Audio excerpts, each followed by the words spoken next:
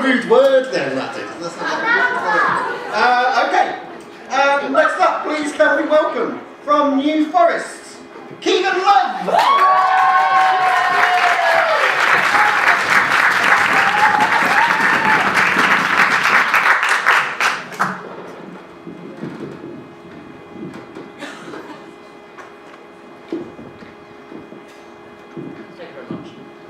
My poem is about strawberries and memories that I have when I eat them. Sweet and sour strawberries, I could eat them all day, while my gran sits and watches home and away. Through the radio I can hear all the white noise in my ear, while I eat my Scottish strawberries on a cold Scottish pit.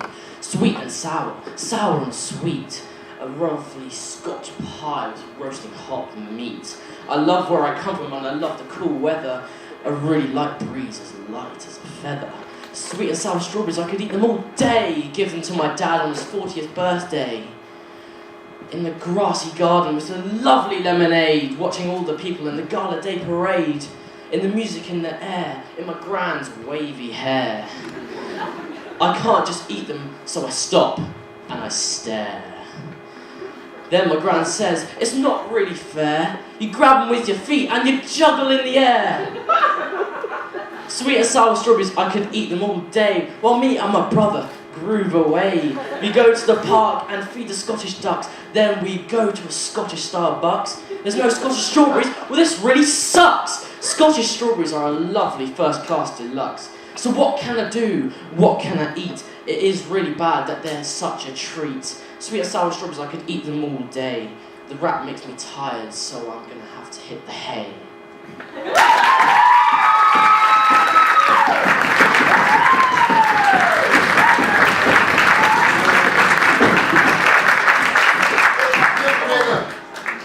Bad really, was it? 10!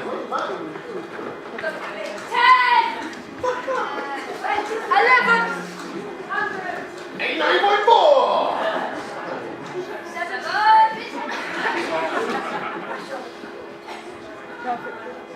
Okay, Judge, one of those bad how we can leave it out to his room. What's this yours? Okay, we've got a 9.3!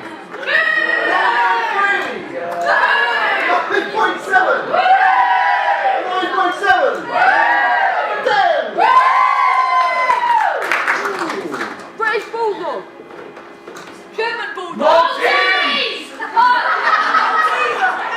Schnauzer! That's it. Corgi! I'm just giving it the person who sounds most like it. No. Ladies and gentlemen, please can you welcome next to the mic from Hounsdown School, Lucas Ball!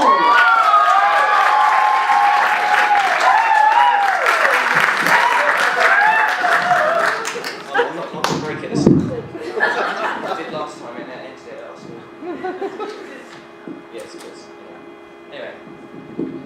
On and of course, my life was veered. All because people thought I was weird. I wanted friends who were nice and kind. They were only mean, but I didn't mind. I acted tough because they couldn't know. I could be manipulated easily, just like Play-Doh. I was sad one day, just sat at home, then I found out that I wasn't alone. You came in waltzing through my door, and I knew that I wouldn't be sad anymore. As I got older, the years flying by, I began to notice something strange, yet I didn't know why. Whenever we spoke, people would stare. I thought it was weird, but I did not care. As I got older, just a little bit more, I began to notice things that I hadn't before. No one could see you. No one but I. And that is why I began to cry. At school, I got bullied and not at all protected, and that's how I knew that you wouldn't be accepted. I had sat on my bed reading a book I'd read, and the place in my head was filling with dread. The book I was reading was about human body. However, this chapter was about some psychology. It listed illnesses and symptoms quite well. But there was this one sentence that seemed to raise hell. Imaginaria amesis.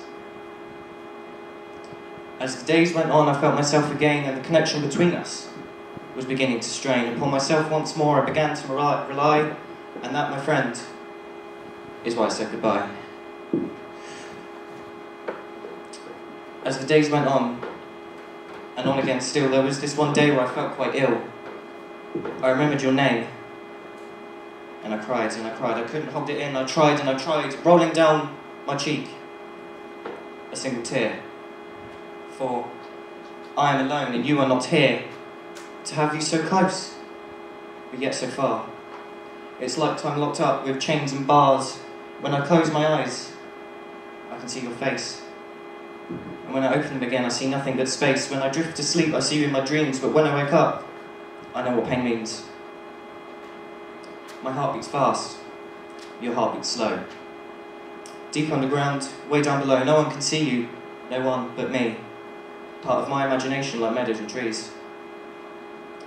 It feels like I'm tipsy with the effects of beer. My head goes cloudy and fills with fear. My friends have left me, no one is around. The pain in my head is beginning to pound. The madness has come back, started to turn like flames and fire, it's begging to burn. Now I'm left, I'm all alone, even my house doesn't feel like my home. My parents are worried, they think I'm sick. Dial 999 for an ambulance quick. Doctors rush me off to go check on my brain. Whenever I speak to them, they say I'm insane. They whisk me away, sitting in a wheelchair. I'm wearing a straitjacket, they're beginning to stare. They lock me in a room, surrounded by pillows. I escape to my dream, with the field and the willows. I see you standing there waiting for me. You standing there under the tree. We run through the meadows, we run through the grass. We look up at the sky and we see times past. It leaves me wondering, why do I stay in this terrible life? I don't end it all now just to save myself strife. During my free time, I escape my confinement, only a short amount of time to the hand reach alignment. I run down the corridor, bound for the stairs. I pray for good luck and that nobody's there. I reach the room full of weapons and tools. I find the one that I want to use. I find a blade, one which looks nice. I begin it to my throat, and I begin to slice. As swift as the river flows on the glade, the blood on my neck is the same as the blade. Thank you.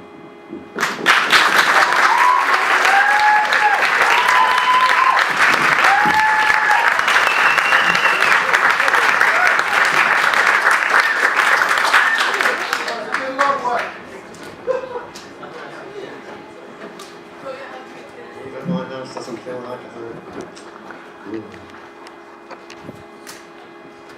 You feeling at home, judges?